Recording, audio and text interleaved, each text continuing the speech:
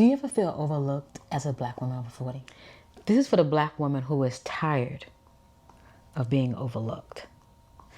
Let's step into our power, ladies. Let's step into our powers. So today I want to just talk about, there's so many different ways a black woman can feel overlooked.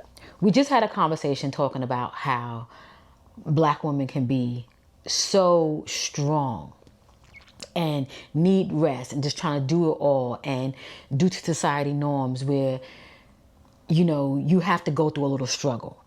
But yet on the flip side, you can still be overlooked, right?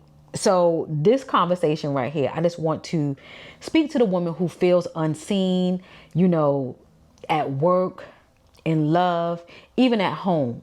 You know, the visibility starts with yourself, you know, valuing yourself, seeing yourself, and putting yourself first and foremost, okay? You have to do that. Sometimes we seek for external validation to fulfill these different areas of our lives, and we can't. We just really can't. You have to just pretty much step in to your power. Now, we can sit back and talk about the invisibility of black women over 40. One, there's two components. One, you're a black woman.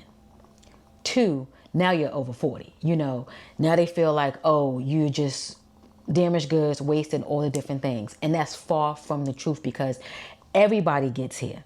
Well, some people, as long as you know, stay with us. But the whole purpose of it is everybody goes through the cycle of life. And when you look at people who say, oh, older women this, older women that, but yet you will be that older woman, or you will be that older man. You'll be that older person eventually, you know.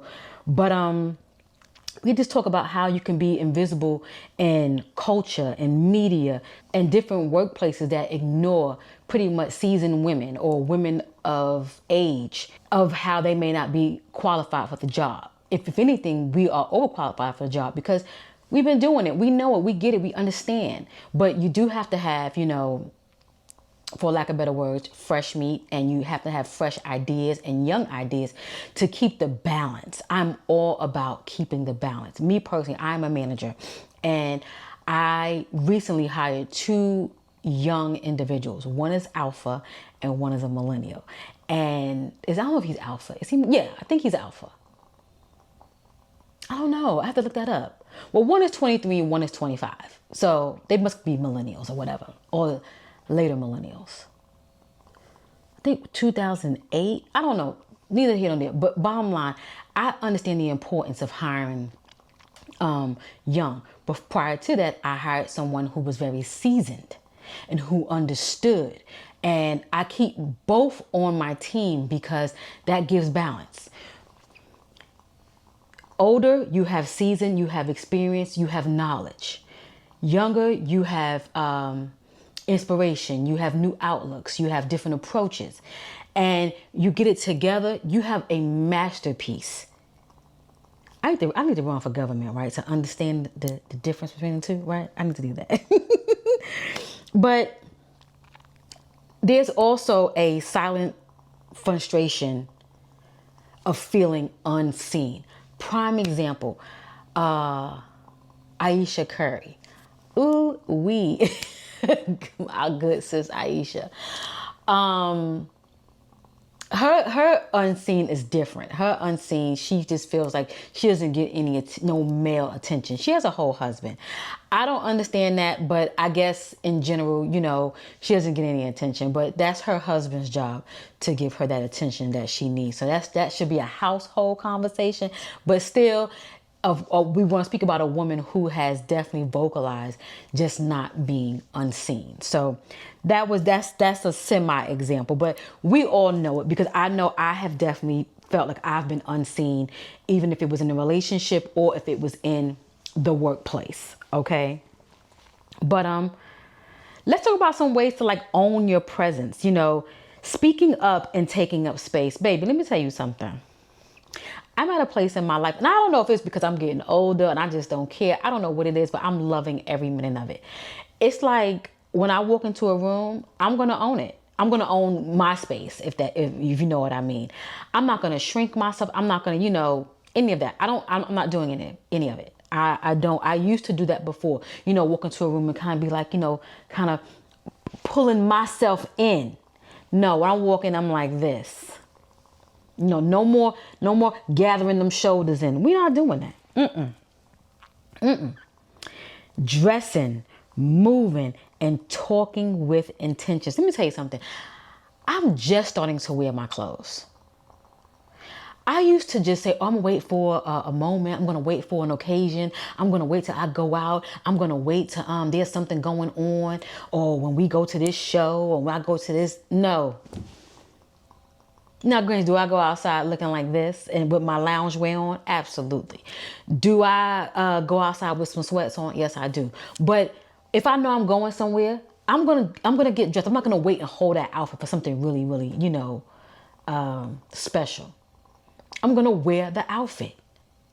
I'm gonna wear it.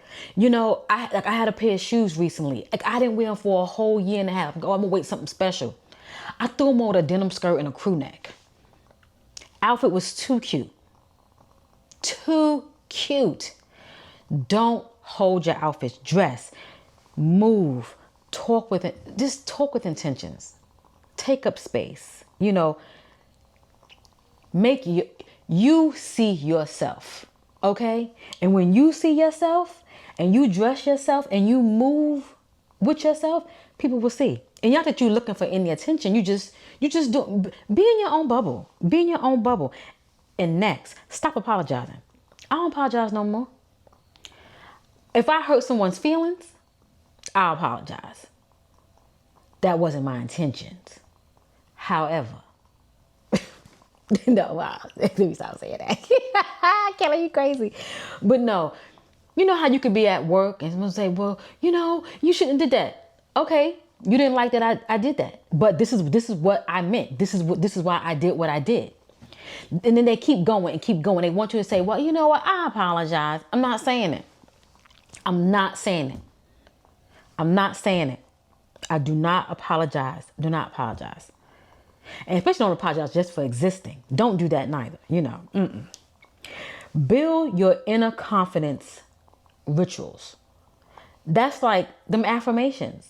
You know what? I'm going to have to link them affirmations so y'all can get them. They free. I got some good affirmations for us ladies over 40, especially us black women over 40. Everything I do is in intentions for us black women. Am I for every woman? Absolutely. But I'm a black woman. So I can relate to a black woman and a black woman can relate to me. I say that with my whole chest. See, I had to get up for that one. Yes. But just being demanding what you deserve. How to advocate for yourself. Pay attention to that. Respect yourself and have your boundaries. Put yourself first. However that may look. Put yourself first. Sometimes we sit back and we want to be seen by so many different people. I know that can be, like I mentioned earlier, in relationships and in your home, at your workplace. Put yourself first. Put yourself first. And if you have to remove people out your life because they don't see you, and that's in relationships or whatever, or even at that workplace, not valuing you, this can go twofold now. Make some decisions. Be too old for this mess. But I want to give you something nice and sweet. You're not invisible. You're the blueprint. Yes. Because the black woman over 40, the black woman in general, she is the blueprint. I got to start some mess every time. I love doing it. But yes, ladies, step into your power. You are amazing. We are amazing. Okay? And I will catch you in our next conversation.